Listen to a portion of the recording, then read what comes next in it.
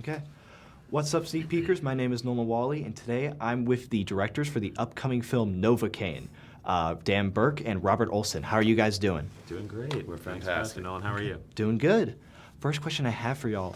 You guys have such an interesting character, Nathan Kane, someone who is going through this entire journey of action and violence but can't feel any of the pain. Did you do any research into this to really flesh him out?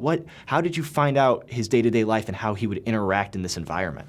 Sure, yeah. I mean, so there's a lot of that in the original version of the script, and so we just kind of, we kind of built off that, and we just tried to think of ways that disability could be turned into a superpower in fun and interesting set pieces. And so we just kind of, when we took our pass on the script, just went through and tried to say, okay, are we maximizing this at every possible opportunity, and to go through and try to, it's a fun thought exercise to be like, okay, what can you do to create a painful environment that his opponent can't handle, but that he can, but that also doesn't kill him. Obviously, you can't pull the pin on a grenade and just blow up the whole room. You're not going to survive. And so that was just a blast to be, Dan and I just pacing around and thinking, oh, well, what if he then punches the glass? And, let's have a house with a bunch of booby traps in it. And it was some of the more fun ideating that we've ever had to do. Yeah, I also think just on a character basis,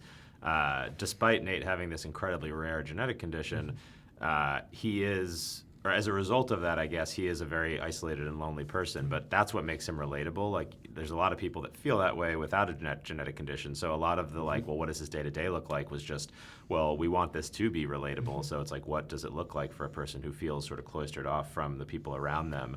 And we think and hope that that is what a lot of audience members hopefully will resonate with them. Yeah, and it's such a ray of sunshine when Sherry kind of comes into his life, because you've gotten to get to know him a little bit and see the isolation and monotony of his day-to-day routine. And Dan's right, that is what it feels like when you're going through a period of your life where maybe you're in a funk and then you meet somebody and it changes everything. And I think a lot of people can relate to that, and even if they can't relate to it yet, they can know how good that would feel if it were to happen to them. And so there's definitely a little bit of wish fulfillment like that. Absolutely. Now, you guys are no stranger to the action comedy genre. Was there anything that set this apart from all of your other films? Was it seamless just working the genre again? What was it like? Yeah, I mean, listen, most of our other films were more horror-leaning thrillers, and obviously we love incorporating comedy into those things. All of our films have a little bit of that. But this was the first, action movie, and because of that, the directing process is not dissimilar for most of the movie, but the fight scenes themselves, we certainly were learning a little bit, and it was amazing because it felt like we were born to do it, but you're collaborating much more deeply with a stunt coordinator when you're designing these fights. In our other movies, there's a stunt coordinator, but it's like they're there just to make sure that the one fall goes well or the one chase goes well and someone doesn't get hurt. This is wholesale design with these people, and you're doing previses and you're going to these stunt rehearsals and it's all that. So it's definitely a new process for us, but again, we loved it, and it felt to us like finally, slipping on a pair of gloves that fits. It feels like we were sort of born to play in that sandbox. Yeah, it's fun because it's a really collaborative thing working with a stunt coordinator.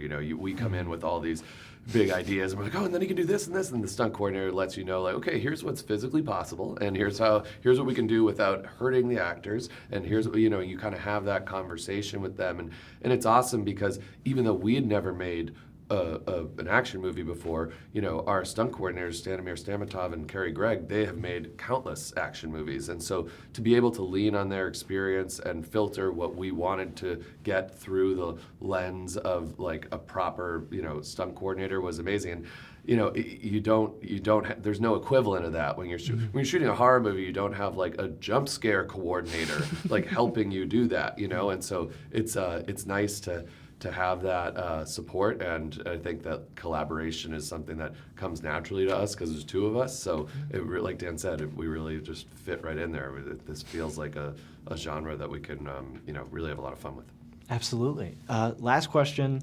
A lot of people at UT Austin are trying to get into a position just like you guys. Is there just one piece of advice you could give them on how to get there?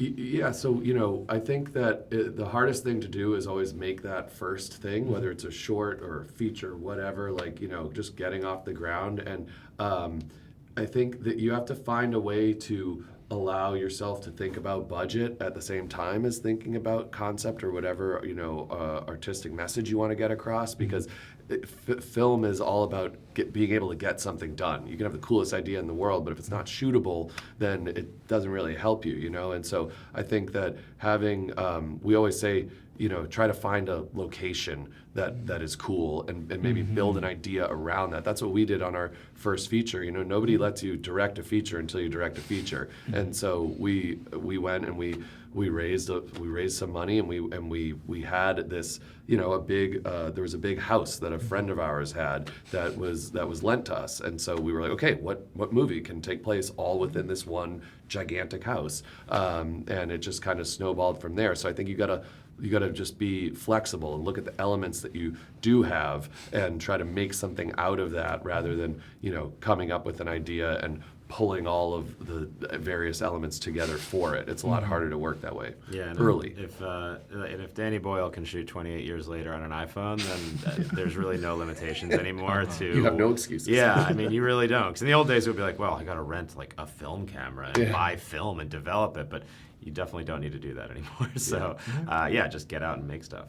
Okay, that's all I had. Thank you guys so much. Thank you, Nolan. Appreciate it. Nice to meet you. Take it easy, man. Have a good day. Thanks for watching.